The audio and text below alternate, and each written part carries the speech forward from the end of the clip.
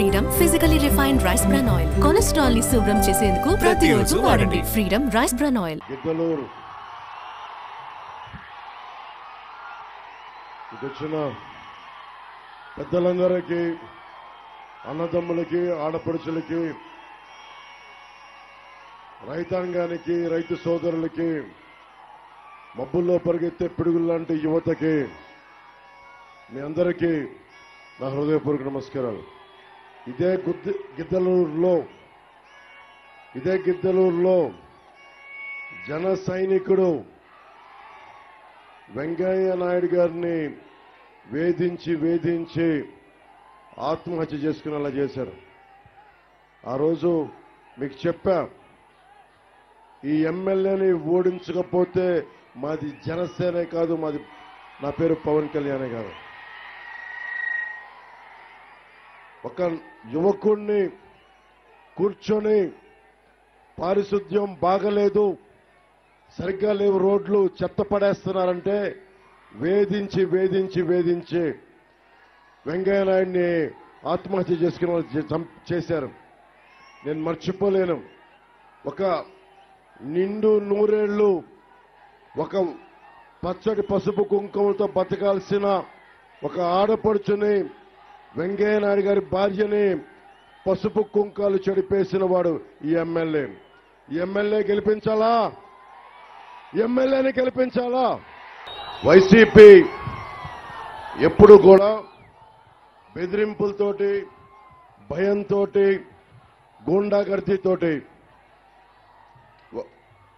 గూండాలకు భయపడతారా మీరు? గూండాగర్దీకి భయపడతారా? మనకి ఉత్తరాంధ్ర వెనుకబాటుతనమంటాం, రాయలసీమ వెనుకబాటుతనమంటాం. కానీ ప్రకాశం జిల్లా, మన ఉమ్మడి ప్రకాశం జిల్లా వెనుకబాటుతనం గురించి ఎవ్వరూ మాట్లాడరు. ఎక్కడికి వెళ్ళినా నాకు ఒకటే, నేను చిన్నప్పుడు అదృష్టం కొద్దీ మా నాన్నగారు ఆంధ్రప్రదేశ్లో దాదాపు అన్ని జిల్లాల్లో ఎంతో కొంత పనిచేశారు. ప్రకాశం జిల్లాలో నేను కూడా పెరిగా, కనిగిరిలో పెరిగాం, ఒంగోలులో. సో నాకు కష్టాలు తెలిసి ఇక్కడ కనిగిరిలో మనకు కూర్చోబెట్టి ఫ్లోరోసిస్ ఉందని మేము మా నాన్నగారికి ఆ ఇబ్బందులకరమైన పరిస్థితులు చూసిన వాడిని నేను. ఆ రోజు నుంచి ఈ రోజు వరకు ఒక వెలిగొండ ప్రాజెక్ట్ వస్తే మార్కాపురం, గిద్దలూరు, నెల్లూరు జిల్లా కూడా ఉపయోగపడుతుంది అనుకుంటే, ఈ వ్యక్తి నీళ్లుని పూర్తయినా కానీ నీళ్లు వదలక ఖాళీ సొరంగాల్ని ప్రారంభోత్సవం చేసిన వ్యక్తి. కూటమి లక్ష్యం ఒకటే, ప్రతి చేతికి పని, ప్రతి చేనుకి నీరు. ఇదే కూటమి తాలూకు లక్ష్యం. మనకి ముఖ్యంగా ఎవరికైనా కావాల్సింది 6 ఉన్నాయి మనకి. ఒకటి సాగునీరు, తాగునీరు, విద్య, వైద్యం, ఉపాధి, law and order. Law and order విషయం తీసుకుంటే వెంకయ్య నాయుడికి హక్కు లేదా? ఇక్కడ ఎమ్మెల్యే మా అడిగే హక్కు లేదా? నా కాలనీకి, నా రోడ్లకి, మా పంచాయతీలకి నీళ్లు రావట్లేదంటే కూర్చొని బెదిరించి చంపించేలా చేశారు. అతన్ని పోయి ఇంకొక ఎవరినో పట్టుకొచ్చారు. అన్నేరవి కావచ్చు, మన్నేరవి కావచ్చు, ఎవరైనా కావచ్చు, వైసీపీ ఎమ్మెల్యే ఎవ్వరు ఇంకొకసారి మనకి అందలం ఎక్కించామా మన భవిష్యత్తుని చంపేస్తారు. వైసీపీని గెలిపించాలనుకుంటున్నారా? ఇందాకే 2 సభల్లో చెప్పా, ఓట్లు ఎలా అడుగుతాం మనం? ఓట్లు ఎలా అడుగుతాం? 2 చేతులెత్తి ఓట్లు అడుగుతాం, ప్రాధేయపడతాం. అంతేగాని వైఎస్ జగన్ లాగా సిద్ధం మీరు ఓటేయండి, ఓటేయాలి. మీరు ఎవరిని బెదిరిస్తున్నావు? బెదరటానికి ఇక్కడ ఆంధ్రప్రదేశ్ ఇది. నీ ఇంట్లో నువ్వు భయపెట్టుకో, నీ నియోజకవర్గంలో నువ్వు భయపెట్టుకో. నేను దశాబ్దం నుంచి మీలాగా కడుపు మండే 2009లో పార్టీ పెడితే నడపలేకపోతే దమ్ము ధైర్యంతో దశాబ్దం నుంచి పార్టీ నడుపుతా వచ్చాం. ఎలా నడపగలిగాను?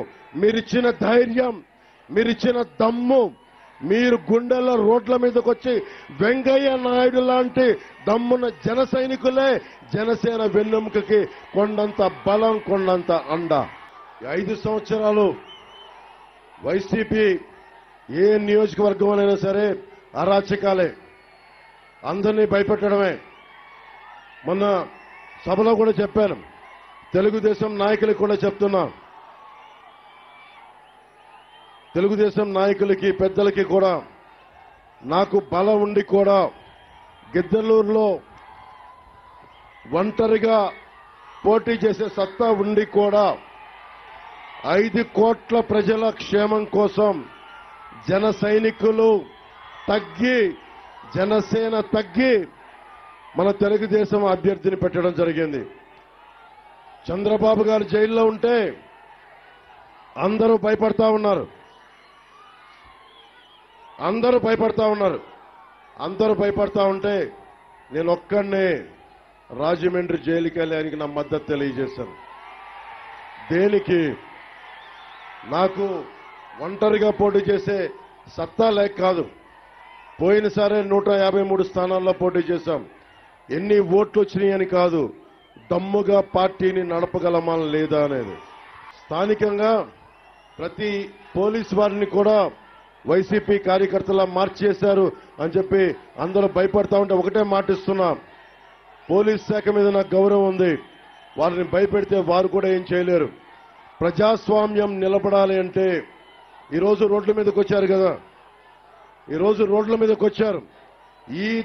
ఈ దమ్మే, ఈ ధైర్యమే జగన్ కి, వైసీపీ నాయకులకి వెన్నులోంచి చలి తెప్పిస్తుంది, వెన్నులోంచి. సుమన్ టీవీలో మీ పర్సనల్ అండ్ బిజినెస్ ప్రమోషన్స్ కోసం కింది నెంబర్కి కాంటాక్ట్ చేయండి.